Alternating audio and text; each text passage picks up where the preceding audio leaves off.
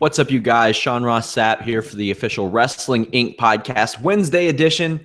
I am joined by Mike Killam, and as always, this podcast is brought to you by onnit.com/wrestling. Go to onnit.com/wrestling, save 10% on the great Onnit products used by the likes of Adam Cole, Triple H, Cesaro, Steve Austin, DDP, and a couple of guys we're going to be talking about soon, Titus O'Neil and CM Punk. You can use their great T+, their Alpha Brain helps me work 7 days a week, 31 days a month. Well, I guess probably only 29 this month. But great stuff. Also, their new mood for if you watch a terrible, crappy episode of Raw. Definitely, I needed some new mood after this week's Raw, and we will talk about that as well. An incredibly depressing end to Monday Night Raw, or joyous, depending on how you look at it. Onnit.com/wrestling. Save 10%. If you don't like the product, send it back. They'll give you your money back. But Mike, how are you doing today? Put down your phone. Are you done? Sorry, I was waiting for your long-winded, never-ending intro to finally be over. Jesus. Yeah, long-winded. God forbid that we, pay the bills here at Wrestling Inc. Over the sponsor, talk for 30,000 minutes, then intro. Oh my gosh! All right. What are we doing today? Mike is so edgy and cool, you guys. I'm so edgy and cool. You can tell by my pop vinyl figure collection behind me how edgy and cool I am. Exactly. Okay, we don't care how you're doing, Mike. We don't care. Big news today. Kind of big news. Titus O'Neil was suspended for 90 days for grabbing Vince McMahon's arm at the end of the Daniel Bryan retirement celebration. Yeah. What did you think when you heard this news, Mike? I watched it happen. I saw it because I was watching the network after the celebration, and I saw something weird happen. I was like, what the hell was that? And then I heard, because I'm not as adamant about following every piece of news. I was gone all day today, and then I got back and I saw these Titus O'Neil suspended for grabbing Mr. McMahon. Unprofessional conduct, they called it. Unprofessional conduct. They have a show called Swerved where the entire show is unprofessional conduct, mind you. Right. But not on live television and with the boss, I guess. Yeah. I don't... Hold on. The boss who used to shoot double legs on Kurt Angle on airplanes and tried to fight Kofi Kingston. Right. Probably the most non-PC boss in the history of publicly traded billion-dollar companies. I think that's legit. I think he's probably the most ridiculous human being to have ever owned a billion-dollar company. Is apparently sore because a guy grabbed his arm for literally 2.5 seconds. I don't. Yeah. I think Russo went off on Twitter and he's like, "Why are people talking about this? Like, seriously, why is this a thing?" But and why is the most ridiculous thing I've ever heard? Like, I could not believe it when I was reading. I was like, "Why is this a thing? Like, what? Who are they?" Well, it's a thing because he got suspended, and supposedly Vince McMahon wanted to make an example out of Titus O'Neil, who is by far the number two charitable guy in the company. Definitely make an example out of that guy that's out there on television and all of your cable channel commercials, doing all of the charity things and putting over all of these incredible programs. The company, you definitely teach that guy a lesson for grabbing an old man's arm for 2.5 seconds on the WWE Network live special. That had they not even done anything, nobody would have known. It would have been 3 people like me and 2 other people who would have seen maybe something weird, like, what was that? But now everybody knows, and now they're going to turn it into a thing, and they can't bring him back because the minute they bring him back, the crowd's just going to go crazy and do all their stupid chants and give Vince McMahon hell for it. I could not fathom, regardless of whether he deserved it or not, or whether it was inappropriate. And you weren't there. You don't know the motivation why. You don't know what actually happened. You don't know what kind of mood either of them were in. That's the kind of thing you can speculate till the cows come home, but you don't know. It's just one of those things that's like, why would you just not reprimand him behind closed doors and move on with your life instead of turning it into this big media thing where now it's we have a question. Do you feel that Vince McMahon overreacted in giving Titus O'Neil a 90-day suspension? Yeah, when a drug test failure gets you 30 days, but grabbing his arm in a playful manner and getting a playful reaction back gets you 90? I mean, I almost feel like, well, if it were anybody else, kind of better suited, I would be like, this has to be a work. They're trying to get somebody behind it, but Titus, and they've tried that singles thing a few times, hasn't really worked out. As it turns out, his best strength is in the hot tag. Hell yeah, I think he overreacted. That's so unusual. Yeah, to an insane degree. It just, like I said, it doesn't even matter. It doesn't matter. Why would you even make it public? Why would you do that at all? Yeah. Send him home for 30 days. Don't even give him a formal punishment. Don't use him. You have that ability. And this was a guy who was on like a 19-match television winning streak, and he lost Monday to Adam Rose. No connection to that, but nobody knew he was on that type of winning streak because they didn't tell anybody. They never mentioned it on the show. And then when you have Road Dogg like tweeting me saying wins and losses don't matter, well, they don't matter when you don't tell anybody that this guy's been on a 3-month winning streak. Somebody said, would it be better if Titus had grabbed the brass ring instead of Vince's arm? Well, Vince's arm is going to keep pulling that brass ring away from him now.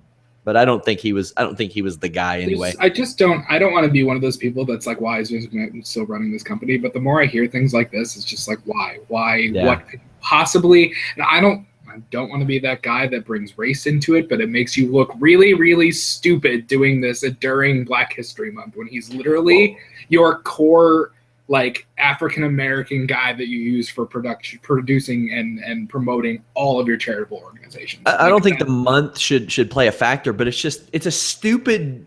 It shouldn't play a factor, but he should know. He should know the public image. That is his job, is to know what his company looks like. He has shareholders to answer for. He has media people to answer for. It was a stupid, stupid decision from a person that owns a business. Somebody asked, is it safe to assume if it were John Cena or The Rock who grabbed Vince instead of Titus that the matter would have been dismissed? Yeah, I mean, The Rock went completely off the script. And then one of our readers, I try to keep it PG, but this comment's pretty good. One of our other readers said, Cena could have grabbed Vince's wiener and twisted it and nothing would have happened. Yeah, it's true. It's true. Somebody said, what was the lesson that he was being taught? It was like, you better be John Cena or nothing, that if you know what's good for you, you better be one person on the roster. Yeah. Somebody says, how can you say that Vince McMahon doesn't follow Wrestling Inc. and its readers? I just know he doesn't. The people in WWE do read our website on a daily basis. A lot of people there do, absolutely. But Vince is not one of them. He has a million people and a million things to do during his day. That reading the dirt sheets is not one of them. He has a Tyrannosaurus Rex head on his wall. He doesn't have time for us. We have a lot of stuff to get to, and talking about the stupidest things Vince McMahon has done this year are not something I want to spend. How dare you besmirch the Tyrannosaurus Rex? How dare you? I'm not besmirching that. I'm just saying whatever. We've got 2 shows to talk about and Daniel Bryan, and we're still talking about freaking Titus O'Neil. And CM Punk. I want to talk about that too. CM Punk had his UFC fight delayed yet again. Yes, he's having back surgery. I've been told it's minor back surgery. He should only be sidelined about 4 to 6 weeks. Yeah. You hear a lot of people, though, come out and say, well, we've got people right now on the comment board saying, was this a joke? No, it wasn't a joke. He's going to fight. He was always going to fight. This is just another bump in the road. I don't blame him. I mean, Mickey Gall is a very inexperienced fighter, mind you, but he looked fantastic on Saturday night against Mike Jackson. A quick stoppage. Mm-hmm. So Punk wants to make sure he's 100%, I'm sure, or as close as he could be. Right. And I don't think Punk would have been in the ring that night to shake his hand if he had known immediately he was going to go in for surgery and that it would affect the actual fight. But they've got some time. I mean, you know, Dana wouldn't keep promoting it if he knew it was going to be put off or rescheduled. You know what I mean? Like that. Absolutely. To his credit, the guy even came out and said, "This isn't a big deal. It's just a minor surgery. The fight's still happening. I don't care why you're making this into a big thing," which it really isn't. But Punk fans or detractors, either way, have to turn everything into a big deal because it's it's Punk, and that's just kind of how fervent his fan base is. But well, Mickey Gall posed for a picture with Disco Inferno today, so he's on the right track. Good. So he's on the right track, yeah. He's in the Vince Russo fan club then? He might be. But yeah, Punk. But nobody else likes Disco Inferno, so it's got. Well, Vince tells us on the podcast that he doesn't really like Disco Inferno. So that makes sense. But yeah, Disco's probably great. Punk is just missing 4 to 6 weeks. Even if he misses that time, he can still compete on UFC 200. The idea was to move him to 199, but that's not happening now. That's a rough amount of time to work as far as training camp goes, though. I mean, I'm sure. Yeah, I would imagine he'll wait 2 or 3 months right now, trying to prepare for that fight. So it'll probably get pushed back just in terms of you want that time to recover. You have to recover and then do training camp, and who knows if the training camp won't re-aggravate some of the things that they're doing. So. He's up there. He's wrestled for a long time, and these kind of things, these minor little surgeries and bumps in the road, are going to happen. And here's a question to ask: with CM Punk having probably over a dozen concussions himself, should he be fighting in the UFC? Given what we just saw from Daniel Bryan having to retire, CM Punk also had a cracked skull at one point. That's.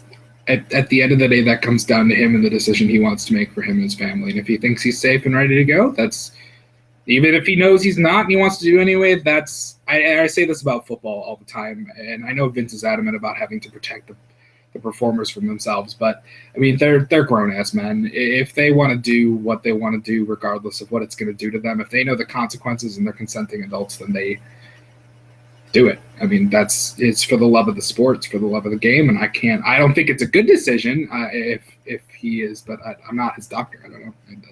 I think at some point I know that these people can be accountable for themselves and stuff, but when something bad happens, who does the finger get pointed at? Not always necessarily anybody but the WWE. It almost always falls on them.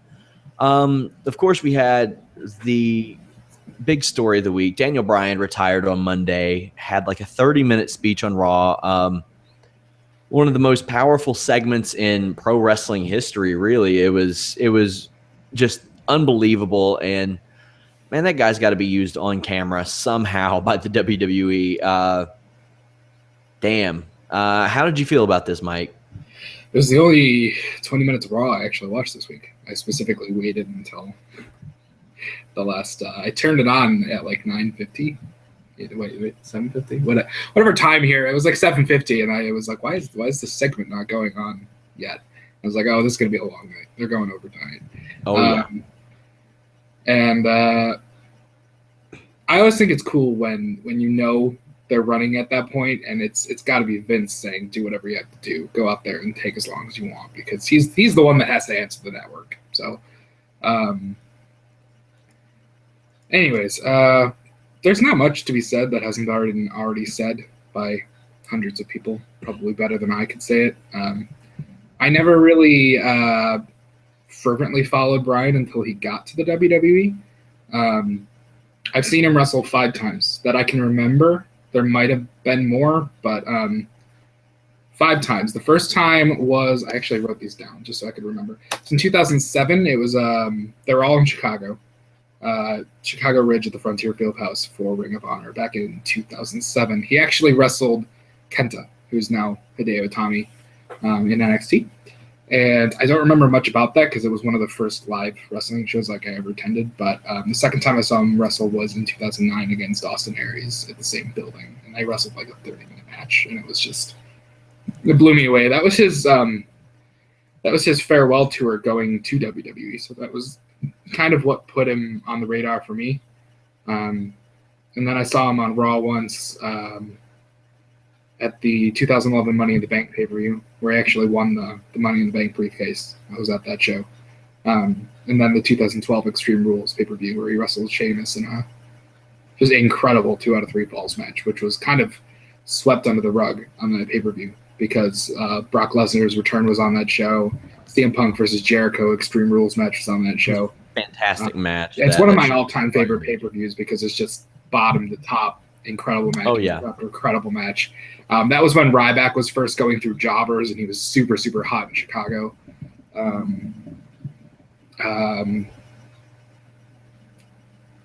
Yeah, this is a weird type of thing. I mean, after I told this to Vince on Monday, after WCW, you had this, and ECW, you had this influx of indie talent, which would lead to Ring of Honor and early PWG and things like that. And of course, we've seen some of those guys retire, but outside of maybe Nigel McGuinness, we haven't seen many of those guys forced to retire.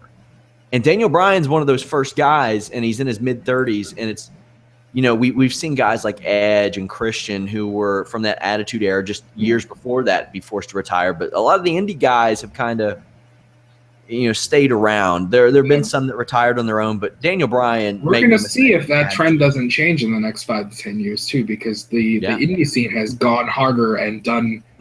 I mean, well, now that social media and the internet has played a bigger role, these guys are doing insane things just to get noticed by the internet. And it's kind of scary to me seeing the kind of things Bryan did and how early he had to wrap up his career. I saw a post the other day where it was just like, moral of the story, stop doing diving headbutts. And I was like, yeah, please.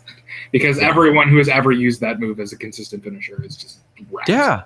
It is just, why? Stop. I can't believe that people still do it in WWE. And one literally doing a 10-foot head drop. Like, just, what are you doing? It really should be on the banned list of moves if there ever was such a thing. You think well Bryan over the pile driver, which is generally actually considered safe if you know what you're doing. Yeah. You think Bryan ever wrestles again outside of WWE? Sure didn't feel like it based on Monday, but you never know. I think that we are learning a lot about concussion in the medical field right now, and it's really hard to tell where things are going to be 2, 3, 4, 5 years from now. This could be Bryan's way, because the scary thing is that he said he still wanted to go out and wrestle, and this was up until 2 weeks ago, that he still wanted to come back. And he had known that he was having seizures after matches from concussions, and he was hiding it from people. That came out today. And yet he still wanted to go back. So part of me is just wondering, was this test the final way for him to finally get out of his WWE deal?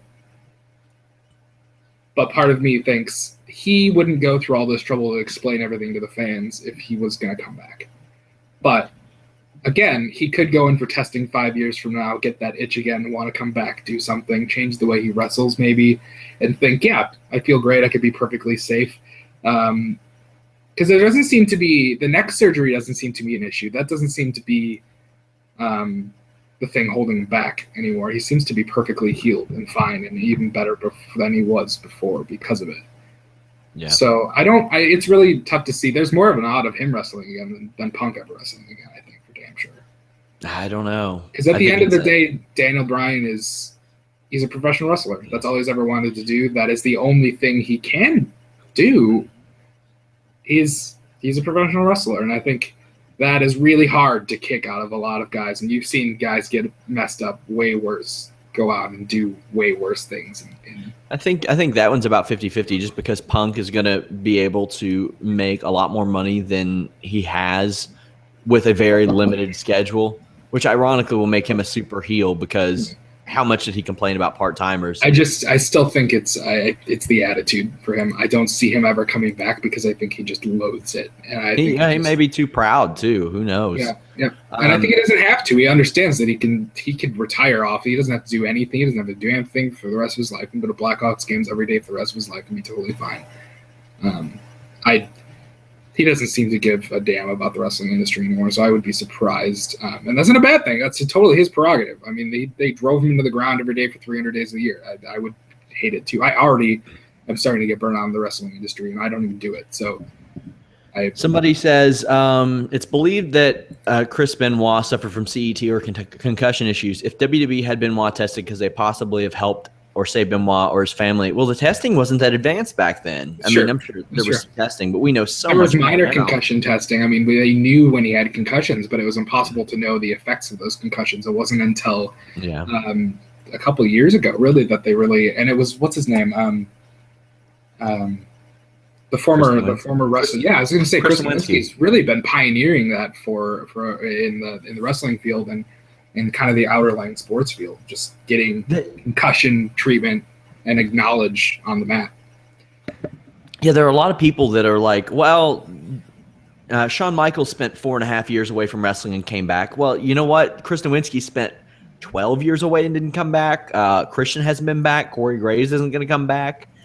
These guys with concussions, right? Concussions should be treated very, very, very seriously. It's not like a broken bone that can heal.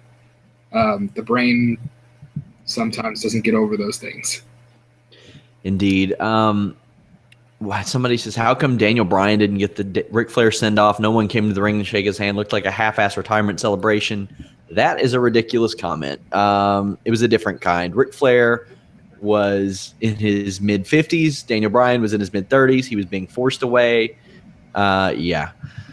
Anyway. I guarantee you they asked him what he wanted, and that was he just wanted to go to the ring and thank the fans. Daniel Bryan is the nicest, most humble human being on the planet. There's no way he would have wanted just a parade of guys coming out of the ring to say goodbye to him. Plus, for Flair's retirement, let's be honest, being able to trot all those guys down was a marketing thing for WWE, for them to say, look who showed up. Yeah.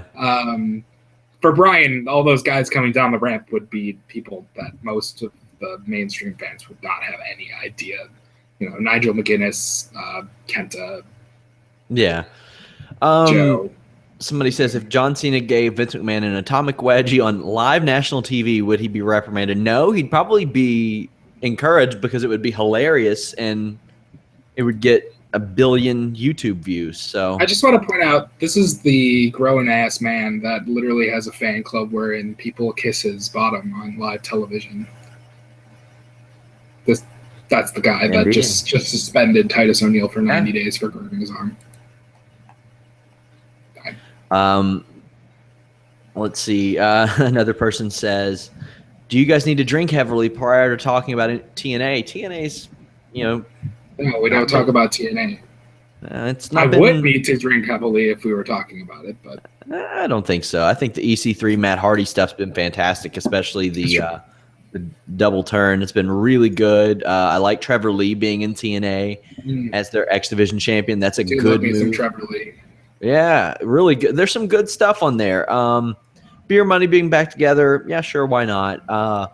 It's funny. I have always wanted a Beer Money back together because they're easily, I think, my favorite TNA team. They're up there in my favorite tag teams ever. And that list is very, very shallow when it comes to TNA. So they're great, and they broke apart and they become better as individuals, I think. But putting them back together is kind of like, man, both of these guys could be used on such an all-star level right now. Like either of these guys. It was like when Storm came back to TNA, I was like, man, what are you doing? You could be doing such cool things in WWE right now. But I mean, it's all about the money. It's all about the money. It's all about the money. Did you watch ROH this week? I didn't. I barely got through NXT. I watched. Well, I'll run it down really quickly. We had Alex Shelley versus Kaz. Alex Shelley beat Kaz. Sabin was ringside. Alex Shelley and Chris Sabin have not made physical contact since Alex Shelley showed up, which leads me to believe that there's going to be some sort of turn on Daniels and Kazarian, and we'll get Motor City Machine Guns, who are my favorite TNA tag team ever. Hopefully that happens. I don't know why Jay Diesel is in. I don't get it. I don't get why he's with Truth Martini. I don't understand it. They're just trying to put him wherever they can. Fair. Meanwhile, Dalton Castle and Silas Young I honestly think the money for Shelley versus Sabin, just because it's not a thing that's happened super frequently on the indies. Yeah. That's where the money might be at. But honestly, they should be doing that in Japan, not in ROH. Yeah, I agree. Shelley is much more established in Japan now than he is in the States. Oh, definitely. At least since leaving TNA. He became a major, major star. Sabin, not so much. But that match, I mean, Shelley could be a major babyface in Japan if they were doing that program for New Japan. Put it on the whatever pay-per-view is in April. Their April or May pay-per-view. What is Invasion Attack? That's what I was talking about. I'll have to look it up. Okay. But yeah, we also had the continuing story of Dalton Castle, the boys, and Silas Young. This is a fantastic feud. A little bit past its prime, sure, but still good stuff. Also, it's very, very basic, very back to basic characters with basic gimmicks that make sense. That, like you were saying, they don't like each other. Yeah. Yeah. No, absolutely. It's just professional wrestlers that have gimmicks that don't like each other, and that's what I'm looking for. We'll talk a little bit more than that when we get to NXT, because I have a couple things to say about NXT this week. Awesome. Kenny Omega's also back. He's going to be with Ring of Honor on a semi-regular basis. That's a good thing for Ring of Honor. I heard he's taking over AJ's dates and slots, and beyond that, from what I understand. So hopefully that doesn't mean he's limited with what he does in Japan, because Kenny Omega is one of the most entertaining things to watch in Japan right now. From what I understand, his New Japan stuff takes priority. Michael Elgin's New Japan stuff has already taken priority. He's on tour. It's really cool. I still don't know how I feel about Elgin, but he's one of those guys that's like constantly impressing me, but then also at the same time constantly not making me jump over the moon out of my seat. So like he has such good matches, but I'm just like I don't care that much. You know what I mean? The thing is, I didn't have any interest in him at all before the G1, and now I'm like, okay, cool. For some reason, it just renewed my interest, and seemed to with a lot of other people too. So so he really showed up in that, and I know he impressed a lot of people in Japan. I got really turned off by the whole situation last year, 2 years ago, whenever the whole baseball thing happened, and he got released and not released, and ROH kind of stranded him in Canada for like 3 months, and that whole situation was really sketchy, and it just kind of turned me off. There were a lot of weird situations. Like both sides behaved like children that entire time.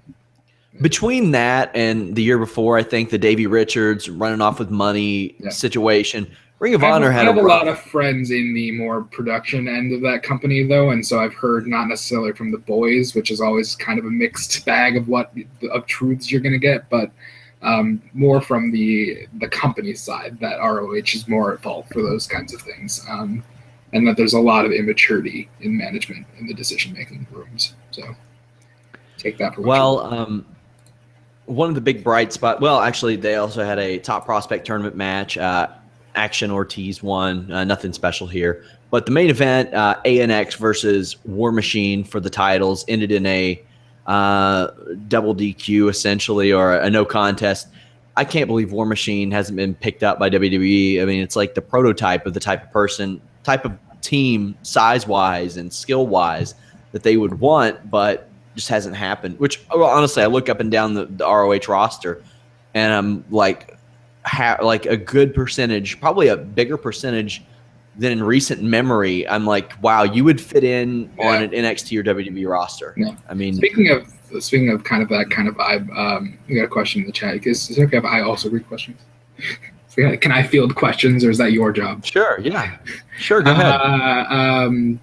Jam, if I can't pronounce your name, I'm not going to. So screw you. You don't have to say their name. Just ask the question. Who is currently the best indie wrestler not signed with WWE? Kyle O'Reilly, hands down for me. Yeah, he's an ROH guy too and a New Japan guy, but he does still consistently work indie dates all the time. I'm saying a lot of people are going to say too. Adam Cole because he's had more exposure with ROH, but Kyle O'Reilly, I think, is the better wrestler. He's constantly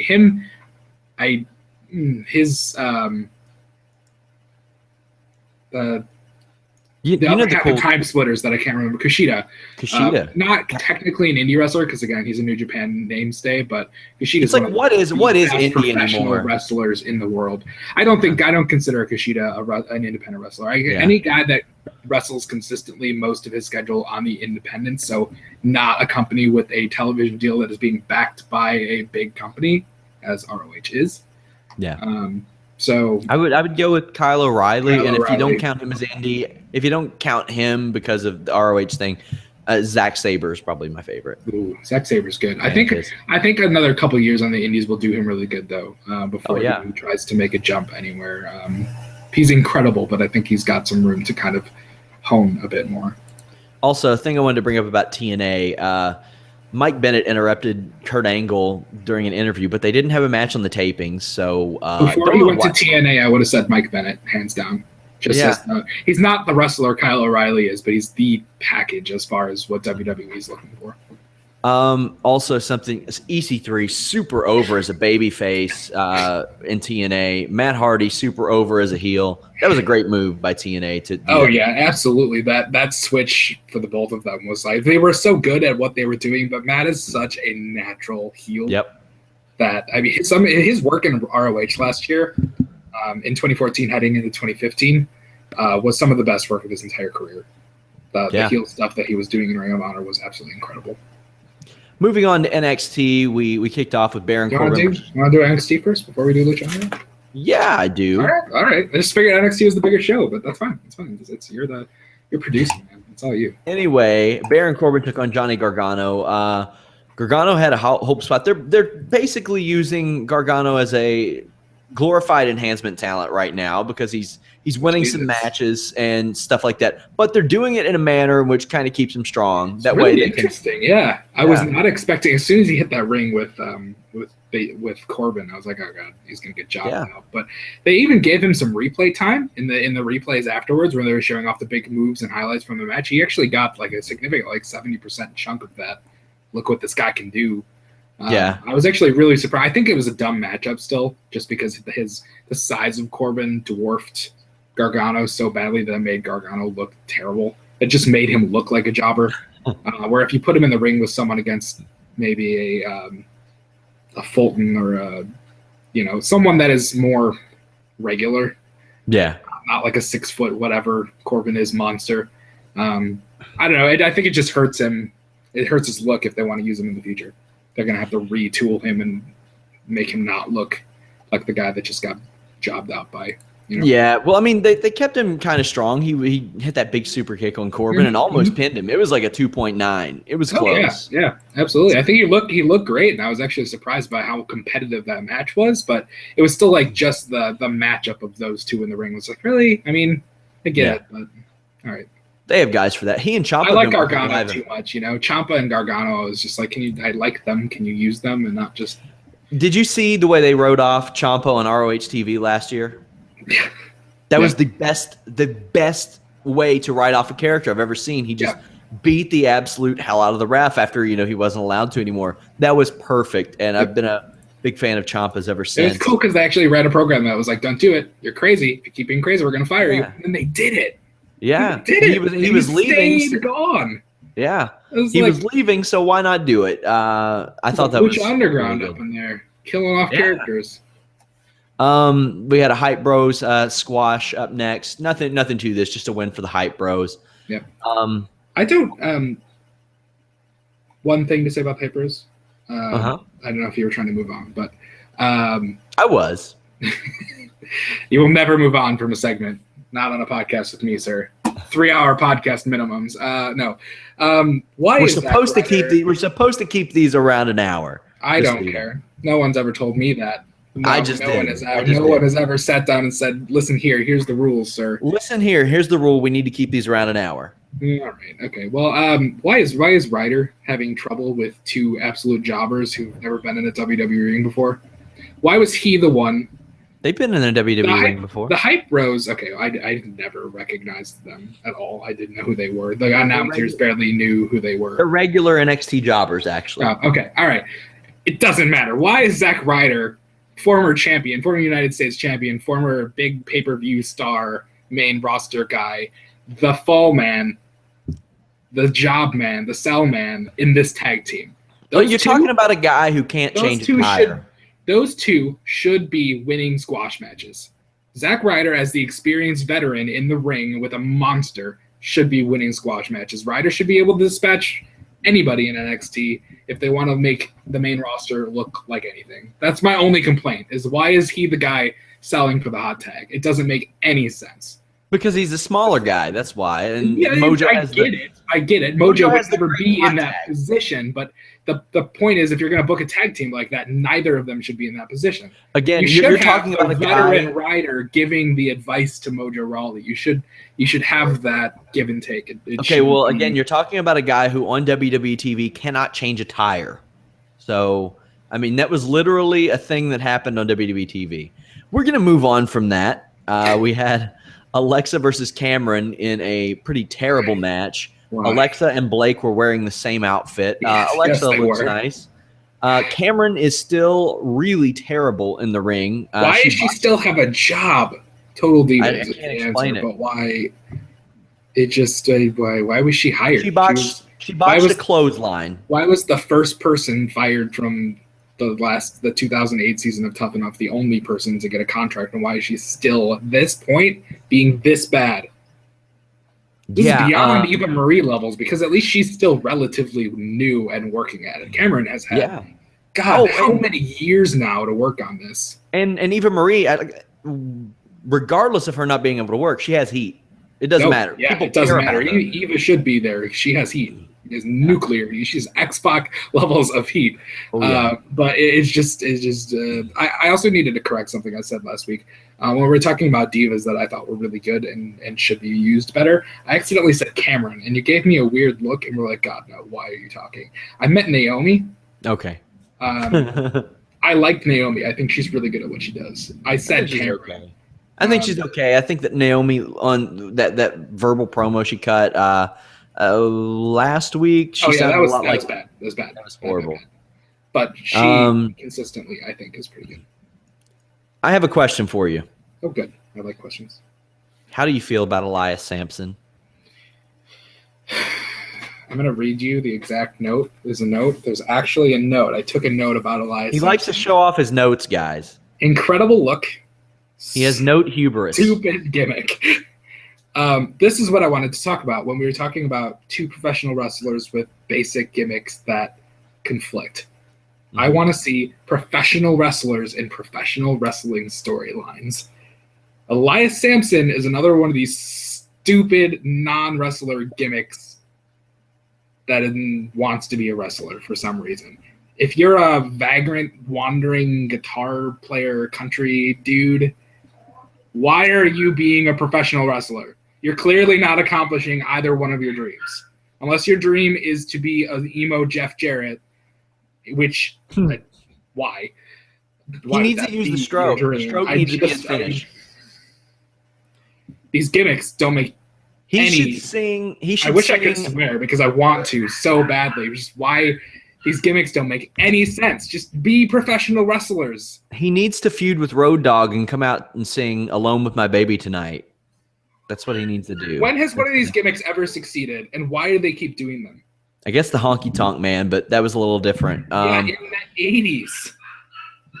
Yeah, I feel for the guy. This dog is going insane. I apologize for that terrible... That's cool. You're just over there abusing animals. It's cool. Yeah, I feel for the guy, but... I don't know. Maybe he'll show us something spectacular. I don't see it. Also, somebody says Cameron isn't on Total Divas anymore. Man, that makes things even worse. Yeah, seriously. Fire her and hire literally anyone else. Yeah. I feel bad. Candice LeRae, Veda Scott, Cheerleader Melissa, and literally anyone else. I'm not a fan of the Veda Scott promos on ROH. They've been duty with Cedric lately. I mean, maybe she can wrestle. I haven't seen a lot of it. She's got room, though. She can absolutely wrestle, and she wrestles a lot of guys. She does it well. And she's a lot better than Cameron. She's passionate about the business, which is why I like her. Yeah, Cameron looks like, and I mean, maybe she's just so good. Well, here's the thing. Even if she's so good at doing this, it's a terrible gimmick, but she looks inconvenienced to do the things that she's supposed to do in the ring. Right. She interacts. I'll never forget the time where she accidentally pinned. I don't remember who it was, but she pinned them upside down. It was just like she interacts with the referee more than she does with. Yeah, it's weird. Next up, we had a really fun match. What? Oh no, it was a backstage promo with Apollo Crews. Oh yeah, we had Apollo Crews. He says he's going to be different. Yeah. He's got a ways to go on the microphone. I think he's got a lot of work to do. But anytime a guy comes out and loses a match and takes it seriously and say, the next time you see me, I'm going to be a new person, I actually like that kind of. I do like that because it makes sense. You lose and you grow and you turn into something else, and that's It's good. That's how you should be. And hopefully he'll be more aggressive, some fun stuff like that. Mm-hmm. We had Baymella clashing, and this was by far the best match Carmella has ever had. It was it was good. Really fun match. It was good. From what I saw of it, I was scrambling to kind of get ready and prep for this and make sure my notes were all in the right place and everything was I give you an extra hour. I give you an hour. Yeah, I know, and I got stuff to do, man. I try to do. I watched the whole show. I was finishing it while This is his job, you guys. This is barely my job. This is my job like 1 hour a week. Okay? This is your job. This is not my job. Well, I'm trying. I am watching both shows. I am doing my best. Okay? Anyway. The point was, I saw the match. It was good. I was actually really concerned because when I saw it going upwards of 15, probably 20 minutes with actually live in the arena, but with commercial time and cut time, it was probably 15 minutes for us. I was worried because she's never gone that long, to my knowledge, so I didn't know what she was going to be like in a 20-minute match. Not Bayley, Carmella. Yeah, Carmella channeling the power of Paul Von Dale, her father, and I thought this was all of his glory. In all of his glory. They had a good match. Bayley and Carmella you could tell how much it meant to them too, which was very cool. Yeah, absolutely. Bayley reversed the inverted triangle that Carmella does. Turned it into a pin. They reversed it several times. Bayley won. Nia Jax and Eva Marie came out to huge heat and attacked them afterwards. Then Asuka made the save and eyed Bayley's title. This match got like 4 or 5 women more over than they were before. Yeah. Overall, I mean, the match was great. The segment after was absolutely great. Carmella, I think, looks like $1 million. We'll see where it goes because Alexa Bliss kind of fell right back down after she did her stint. Yeah. But again, it's still developmental. So anything to get Carmella more experience and get her in these positions where showing she can work, she can wrestle, she's got a load of charisma.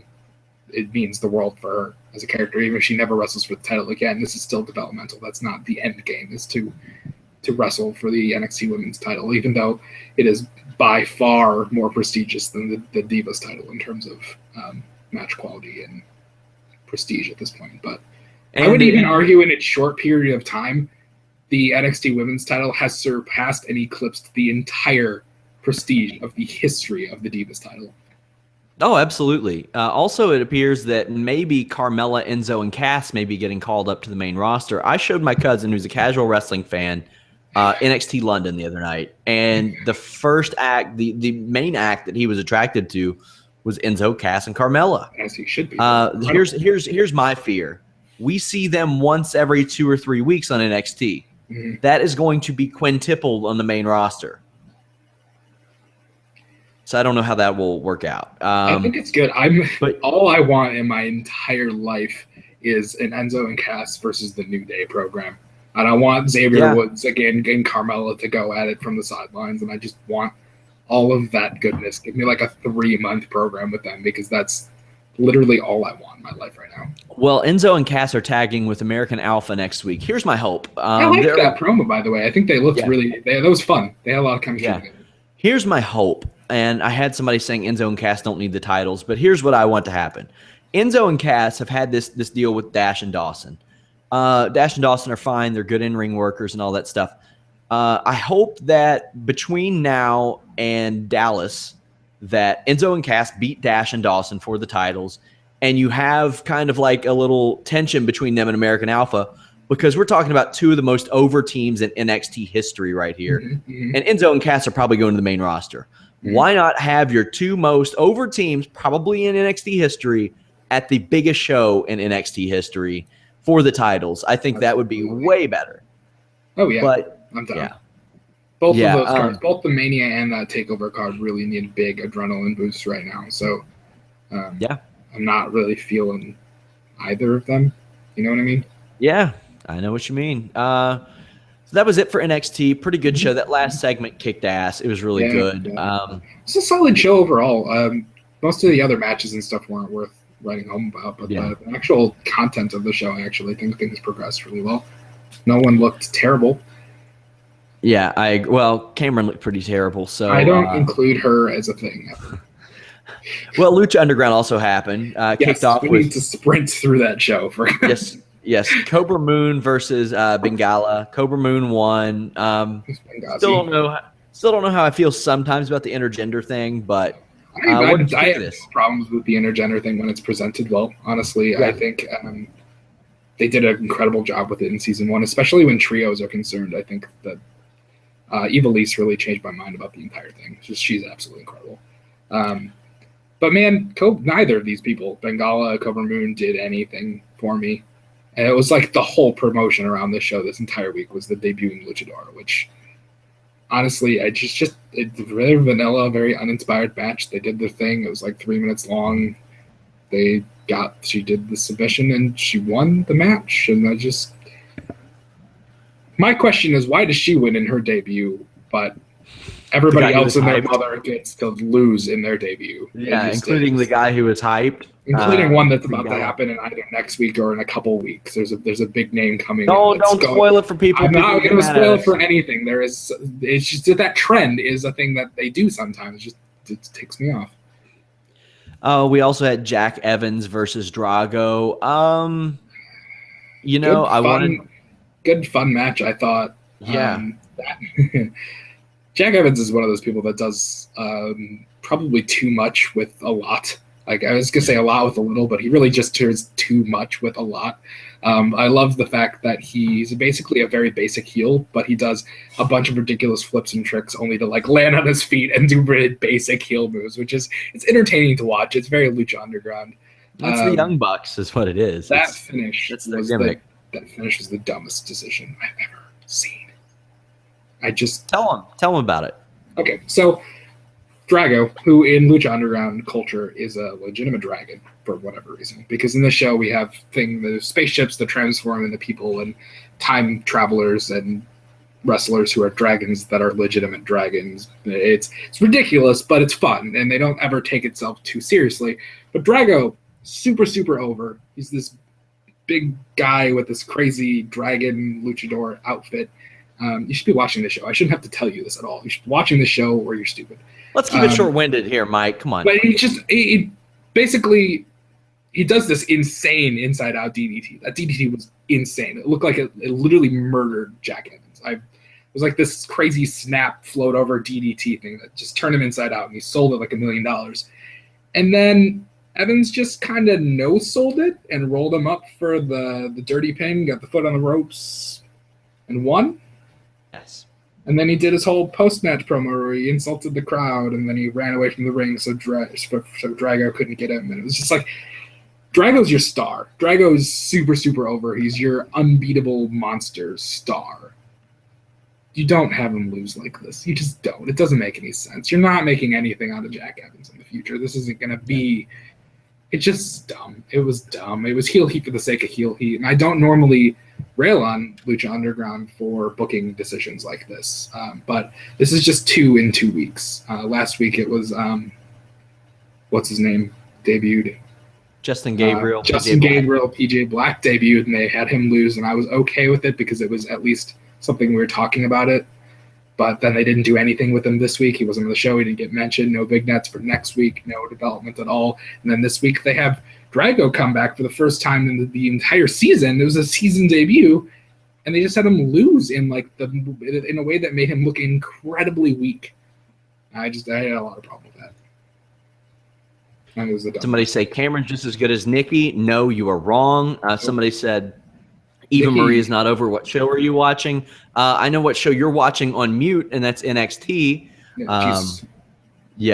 For better or for worse, the woman's over. If you can get somebody to care about you one way or another, you're probably going to have a job.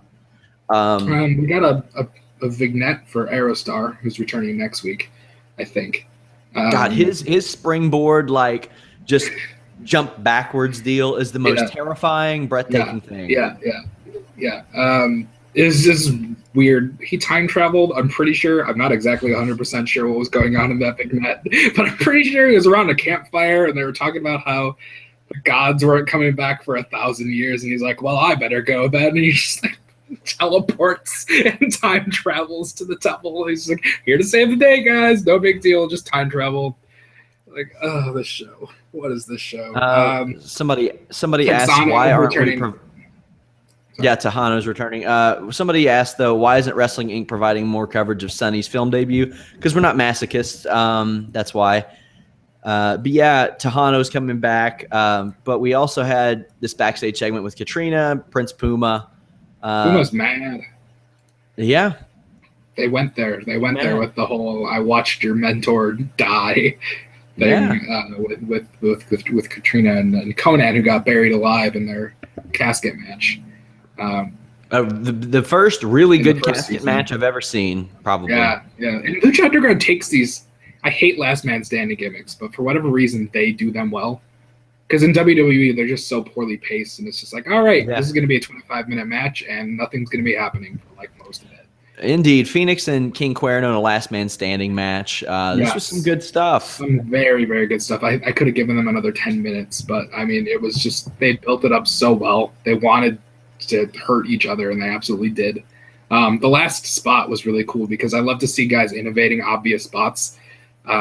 They set up a table on the outside. They set up a ladder on the outside, and you're like, okay, hit him. They put him on the table. He's going to come off the ladder, and either he's going to hit it or the guy's going to roll out of the way. We've seen this a million times.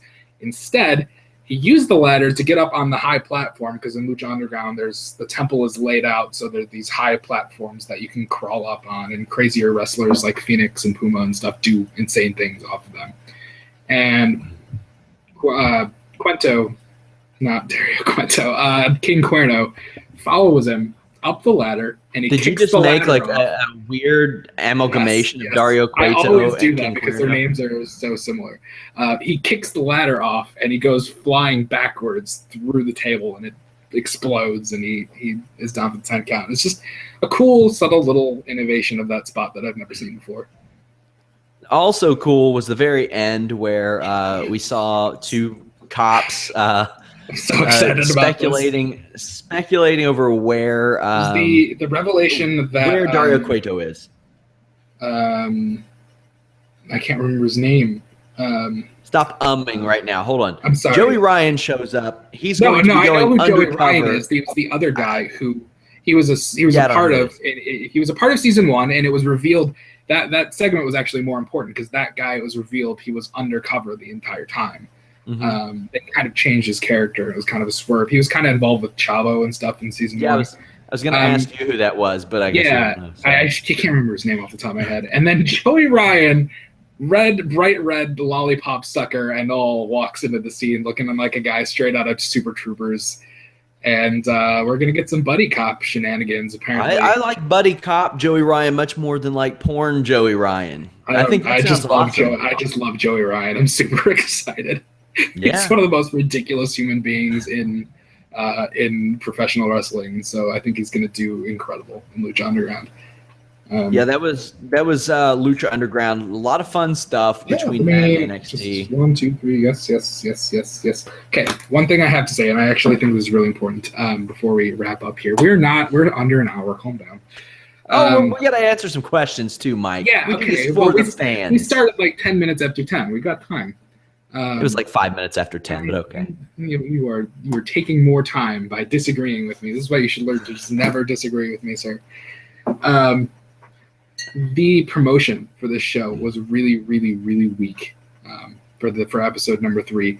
I get press releases, as do you, all the time. I don't know if you get them from El Rey, but we get press releases every week, basically, to help promote the show. And it basically says what's going to be on this next week's episode. And it gives us material like videos, and we get to see little clips that are kind of YouTube locked. So like the mainstream people don't get to see them, but the media people get to kind of see, so we can report on what's going to happen that week. And this week, the only thing they promoted was more between Phoenix and Katrina. That was it. It was like the rivalry intensifies. And then the debut of Cobra Moon. That was the only thing they promoted this entire show. They had a freaking last Luchador standing main event between a rivalry that has been built up for the last 2 episodes and stemming from season 1. That was incredible. They could have been promoting. They air commercials during Monday Night Raw. They could have been promoting this all week.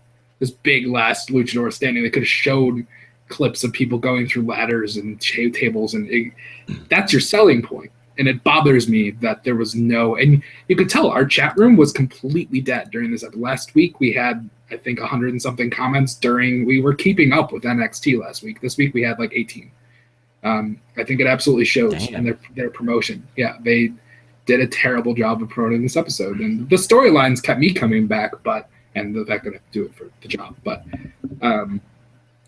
I can see it. If I was a guy, I guarantee you when the viewership's going to, I can't guarantee it, but I have a feeling when the viewership's going to come out, it's going to be weaker this week because they really didn't promote anything. It boggled my mind. Whereas NXT's been promoting that women's title match all week. Yeah. Speaking of viewership, I did a little math and I figured out that if El Rey and TNA were in the same number of homes, Lucha Underground, at least last week, based on original and replay, would only be like 30,000 behind TNA, which is pretty impressive for a company that's only been around for 16 months. But if they ever lock down that Unimos deal once and for all, they're going to be the number 2 wrestling promotion in the United States. Yeah, they might. It's hard to do that without running. Unimos is massive. Like, it gives them more. It's not only massive, but it's massive to wrestling fans, which is what. But they don't run. They don't run live events or pay-per-view though, and that's a lot of money that doesn't come in for them. No, but they would air Lucha Underground in Spanish to the Spanish community, which is a massive. I mean, it would quadruple their viewership right now. True. We'll get to some fan questions. Best jobber ever. Who do you have? Barry Howards. Hands down, it's not even a debate. He was a hell of a jobber. Even had a great. His gimmick that he was a jobber. He wasn't just a jobber that kind of appeared, and his entire gimmick was that he couldn't win a match. And when he finally did, everyone went nuts. It was awesome. There's an earning call tomorrow. Where will the sub count be? And has Raj sobered up from the Bronco win? Yeah, I spoke to Raj today, legitimately for the first time. Over the phone. Yeah, he actually emailed me back today for the first time in a while. He was enjoying it. Sentence, but still, yeah. He was enjoying it, and congrats to him. His team won. What do you think the sub count's going to be, Mike? I don't know. I don't know what it was before. My couple months out of WWE has left me not. I don't know what those numbers are at right now, and I honestly can't. I'll say 1.2 million since Mike's giving you a long-winded I don't know. Let's see. I'm just trying to validate my I don't know. It's just literally because I haven't been watching the show. Do you all see Cena returning by WrestleMania 32? No, I don't. He does. It's going to be one hell of an Undertaker match, according to Dave Meltzer. Yeah. With all these injuries, do you miss John Cena? Yeah, he's a good hand. I miss John Cena whenever he's not on television. I think he's really great. Did WWE ever consider having AJ Styles wrestle for NXT for a couple months before bringing him up to the main roster? I don't think so. I doubt it. Now with the amount of money they're paying him. Yeah.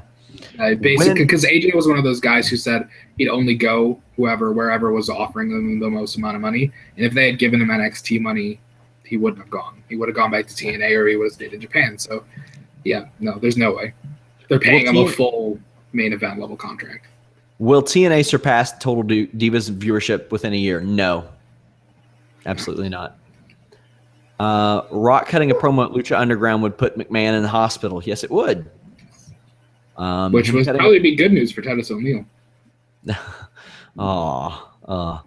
Best indie arena, 5,000 seats or less. Reseda, PWG. It's the best place. Yeah, Reseda, California is the coolest. It's like I gotta go there at some point. I gotta be at a PWG show one time. It's gotta happen. Yeah, somebody says Sasha Banks all hype, no action. Thus far on the main roster, which is a shame. But what does Hammerstein hold? I don't know. Not under much. 5,000. Yeah, under 5,000. Did he say not Hammerstein?